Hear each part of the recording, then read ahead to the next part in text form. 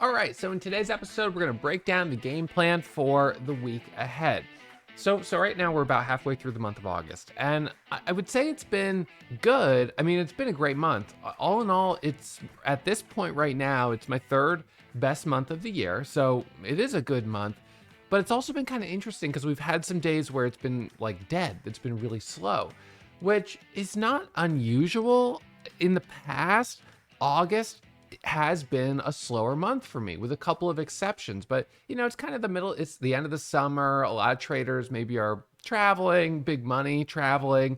Maybe companies aren't as inclined to put out good news at this time of year. I don't really know, but it seems like in the past, August has kind of been a little bit of a lull, and it can continue into September, and then it picks up going into like October, November, December.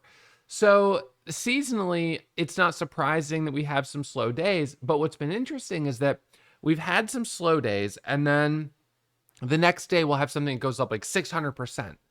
And it's like, whoa, okay, that's going to trigger some really strong momentum for the rest of the week.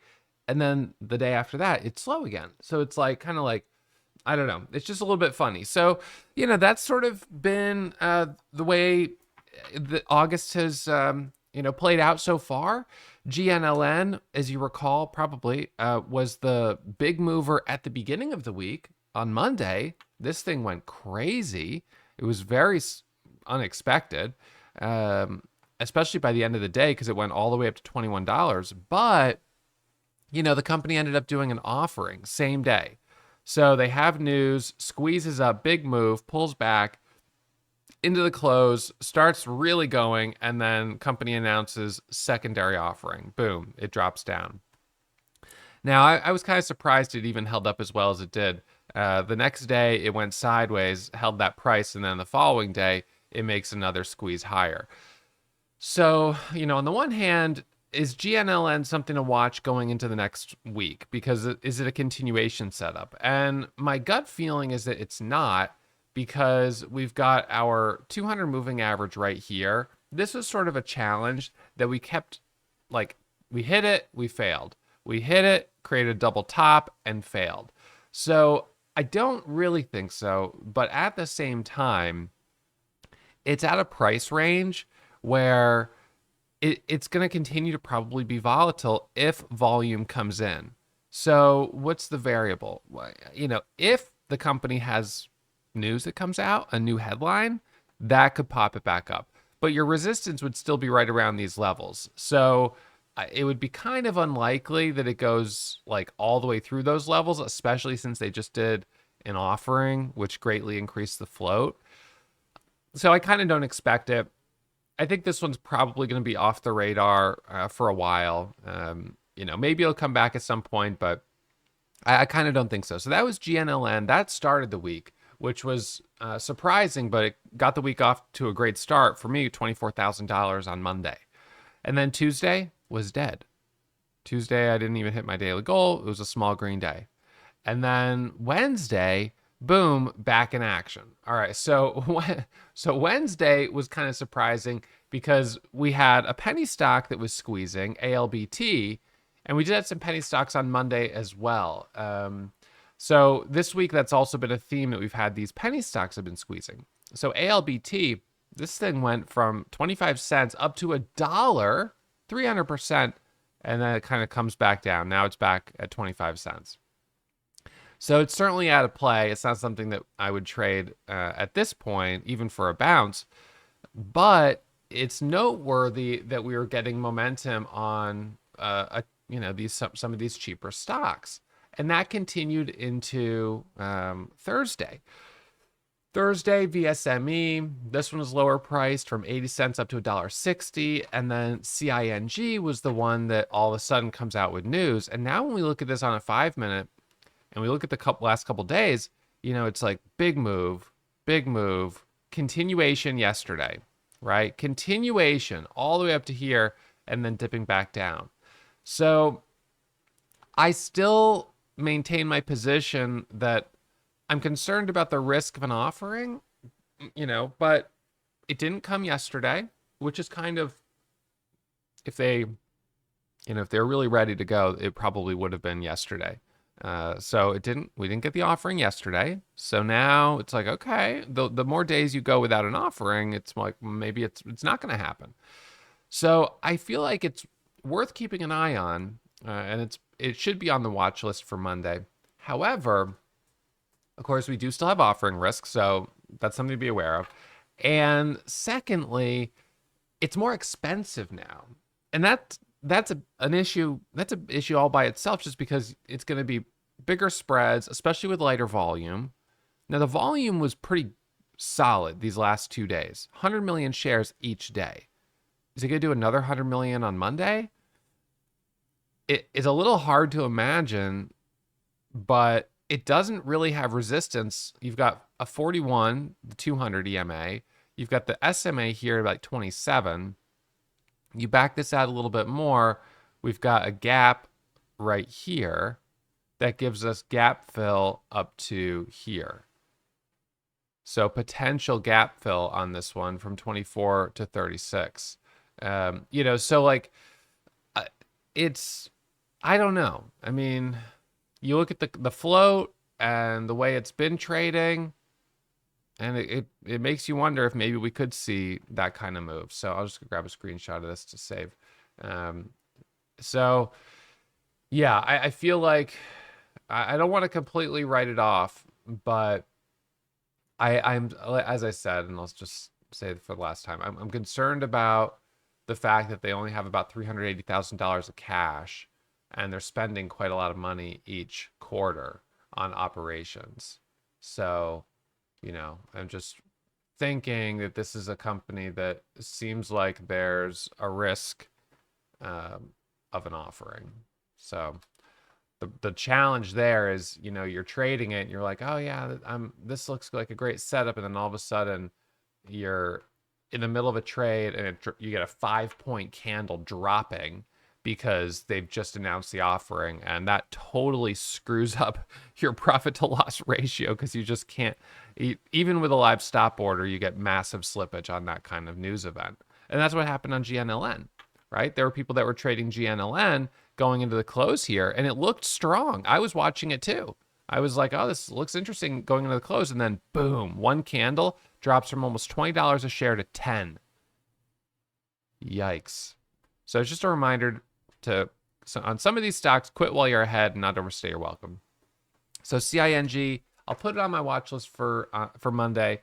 I've got it saved over here on a side chart, but it'll really depend. And of course, pre-market on Monday between 4 a.m. and 7 a.m., that by itself, news could come out, but it could already be back down here. And in that case, it's like, well, it's pretty much dead for a couple days probably. Maybe we get another setup like GNLN, but it's probably dead. Or, it spikes to 23 or 4 or something like that, and already pre-market, it's like, okay, this thing is still going.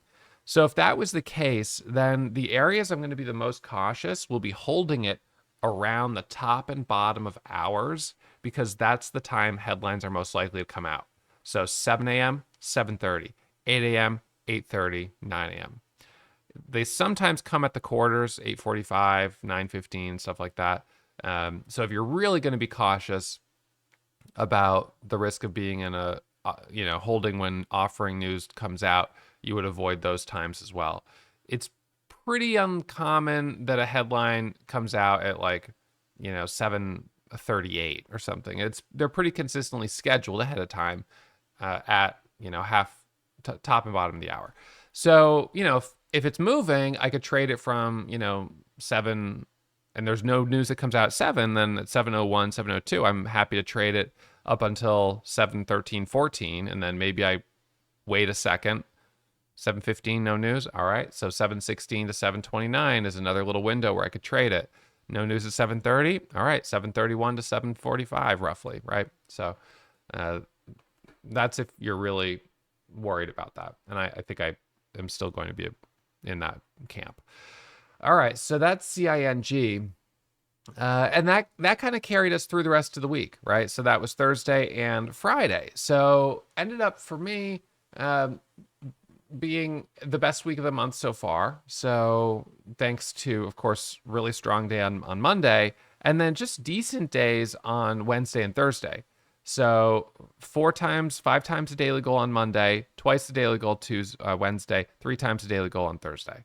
So 55,000 gross profit on the week, 73,000 on the month. So this is looking really good. If we do a year to date here, you could see, year to date, that the last 6 weeks have been strong.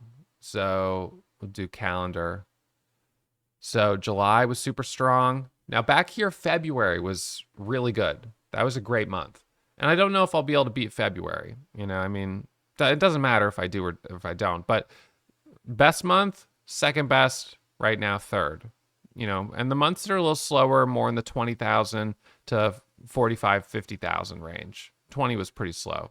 But, that's kind of the range right now, 30 to 45, 30 to 50,000 for a slower month, which is still really good and has me trending for a solid year, a better year, in fact, than last year.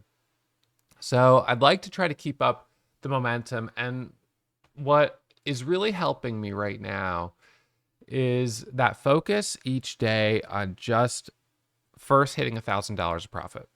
So let's say you're someone who's trading a tenth of the share size that I'm trading. So for me, my first goal is $1,000, and my share size is 5,000 shares. So the first goal is only 20 cents a share, really. One trade with 20 cents, I've got the first cushion of $1,000. But of course, if I first trade go red, 15 or 20 cents, I'm down 1,000. So then second trade, gets me hopefully back to flat. Third trade maybe gets me to here. So the nice thing with starting with smaller size is it helps prevent me having a big loss on the first trade where I'm like blow out a huge loss and now it's almost impossible to recover.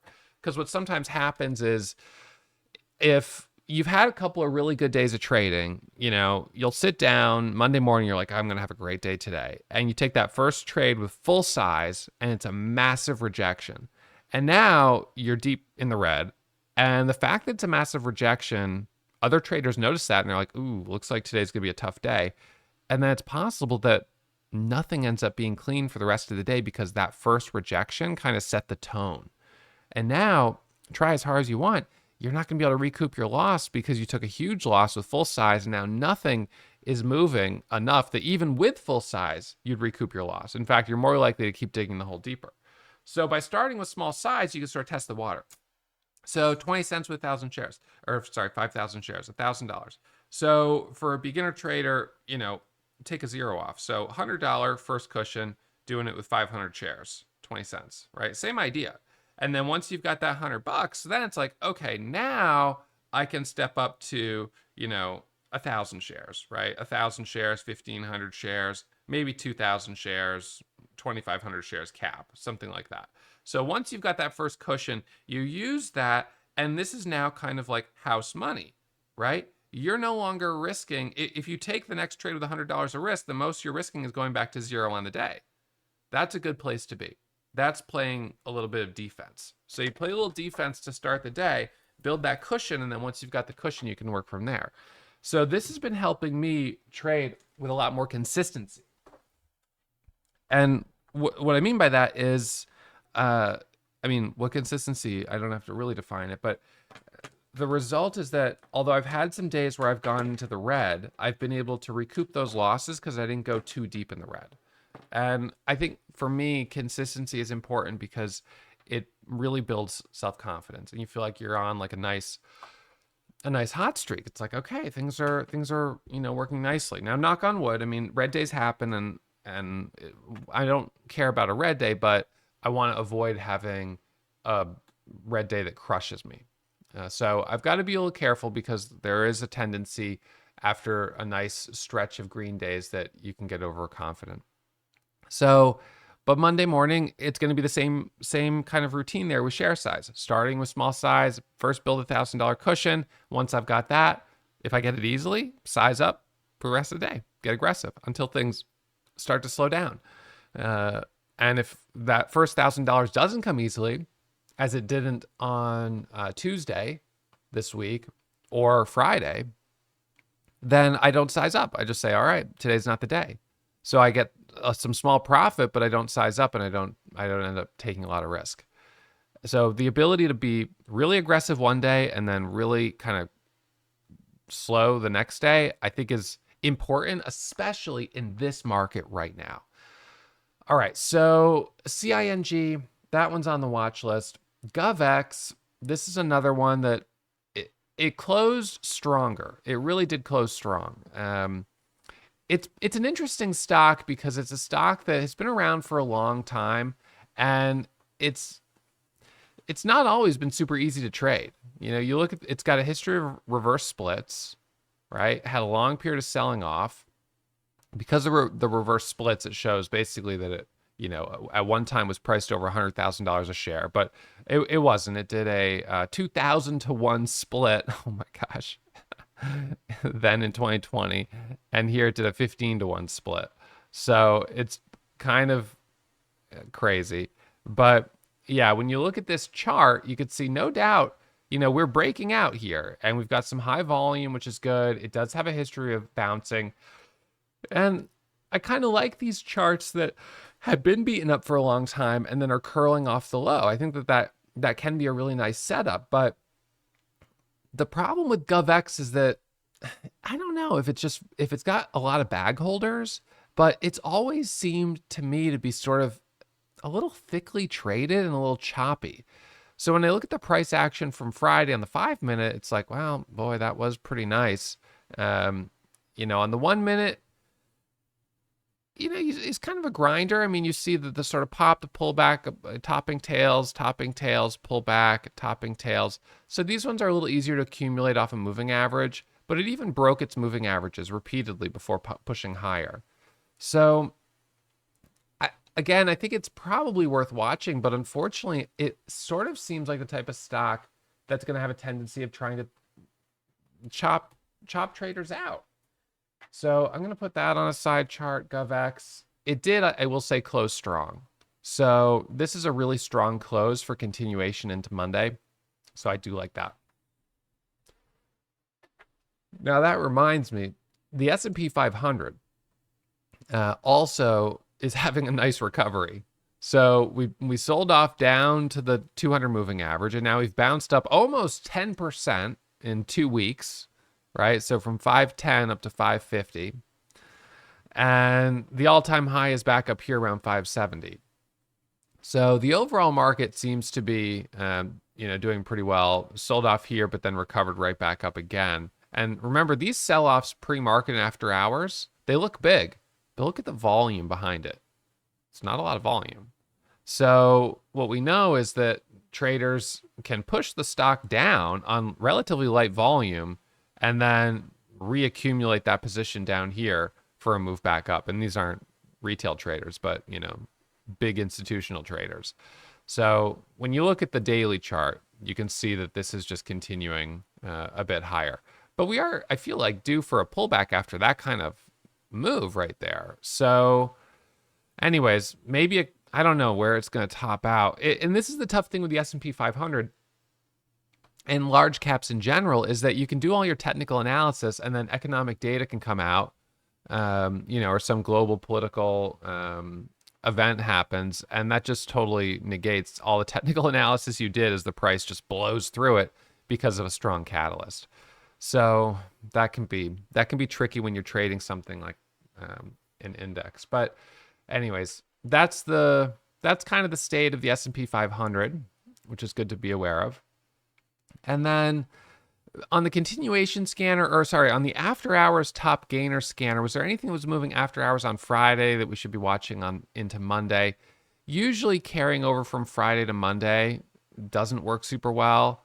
You can see SPRC did pop up, but this one also popped up a couple days ago. So there is news on it, but I don't know. CMND, 36%. BRID, nothing there. So I don't really think so on any of those. And on the continuation scanner, yeah, ELWS, this is one of the stocks that made a big move as well. I think that was on Tuesday, actually. But Let's come back down. Riley, RILY. This one, interestingly, high short interest. But so let's see. Unsolicited proposal to be taken private at $7 a share. The interesting thing, though, is that this company does have a short interest that's it's like 75% right there. 12 million shares of short interest, and the float's 15 million shares. So that's kind of crazy. But it didn't squeeze yesterday, even though it was up like 30%. So if that's not going to make it squeeze, then I don't know what will. So, yeah, so that one's not in play. I think right now, the name of the game, if we look at where the big winners came from this past week, they kind of came from, they didn't come from stocks on the watch list. They came from surprise breaking news plays. GNLN, breaking news, surprise move. CING, breaking news, surprise move. ALBT, breaking news, surprise move. Okay, so now it's about how can you get tuned in so when there's a breaking news event next week, you're able to see it in real time, right? Because that's seemingly where we're seeing the most opportunity. Now, I just uploaded a video. It just went live Saturday morning. If you didn't already check it out, you should. It's on how to trade pre-market and after hours. I've seen a lot of you guys asking questions about how to execute orders pre-market, how I even am trading pre-market. So definitely check that episode out because I am trading a lot pre-market. And in fact, last week it generated over $45,000 of my profit was from the pre-market window. So it's definitely something you need to learn, especially if you want to capitalize on the volatility that comes when these companies are putting out breaking news in that moment, right? Because that's what happens. News hits the wire, and the second the news hits the wire, so we'll just do a little sort of like slow this down. So we're going to slow down like a 5-minute into just step by step. So company schedules a PR, a press release for 8 a.m. So the company already knows what the press release is. Their attorneys already know what it is, but only insiders know. Outsiders don't know. Every now and then you'll see a stock that starts squeezing up before the PR, and then the PR comes out, and then you know that information got leaked. But in 99% of the time, that's not the way it goes. So let's say 8 a.m., boom, news comes out. It's already pre-scheduled, so it just hits the wire. And instantaneously, there's a green candle. How in the world does that happen? So this green candle right here is created by high-frequency trading algorithms. What's amazing is that these high-frequency trading algorithms are capable of reading the news headlines. And if there's a news headline that says buyout at $10 a share, boom, that stock immediately goes to $10 a share. Now, the market makers need to have these high-frequency trading algorithms running for themselves because let's just imagine this. News comes out the stock's been bought out at $10 a share, but the market makers don't move the price up. They just keep it trading at $6 a share. Holy smokes, what an opportunity, right? Buy as many shares as you can at 6 because the company's already been bought out at 10. These stupid market makers haven't moved the market. So they use these algorithms to move the market because they learned from their losses back in the 90s when things were a lot slower, that if they didn't move it quick, there were traders out there that would capitalize and, arbitrage the difference between the real value of the stock and what market makers were quoting. So, for the last 40 years, just about, they've been developing these algorithms to keep the digital price, basically the quoted price, exactly what they think it should be. This is a real science, I suppose you could say. So anyways, immediately it spikes up. Now, sometimes you'll get that, I call it an algo spike. You'll get that algo spike, and sometimes it's well, I don't want to say it's wrong, but there's that algo spike, and then the stock's up 30%, and what follows is a lot of selling. All of a sudden, people maybe who were already in just start selling, and it comes all the way back down, and sometimes it even goes red on the day, and it's like a full round trip. So in those cases, the algorithm sort of got it wrong and, whatever. But in other cases, you get that first pop and then you get sort of like a moment of pause right here, just like a moment of hesitation. And then, boom, you get that next leg higher right here. and then it continues right there. So this is the area where I'm paying extra close attention, and that's what I call my micro pullback. So some of you guys have already downloaded my micro pullback strategy. It's a PDF. Micro pullback strategy PDF. So I'll put that, I'll link it in the top of the comments and in the description so you can download it if you haven't already.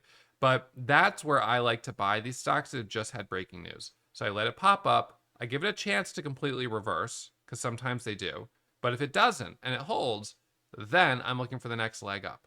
And this is also going to be the place where, of course, our MACD is going to be opening, right? The MACD starts to open, and it's going to stay open until you get that first like big pullback. And then once the MACD crosses over its signal line, right? It crosses over the signal line, you get that crossover right there. Then the sort of the first leg of the move at that point is done.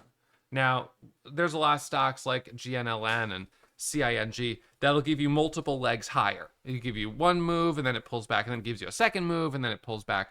But for most stocks, I still find that I make the most in that first leg. So if we look at ALBT, just as an example, this one was a cheaper one that had breaking news right here. So this was the window where you got that first leg of the move. MACD is open, and then right there it crosses. So that right there, that was sort of like the easiest trades. Now it did push higher, but the easiest trade was right there. CING, this one, same thing, traded the front side of the move at the very beginning, that first leg up.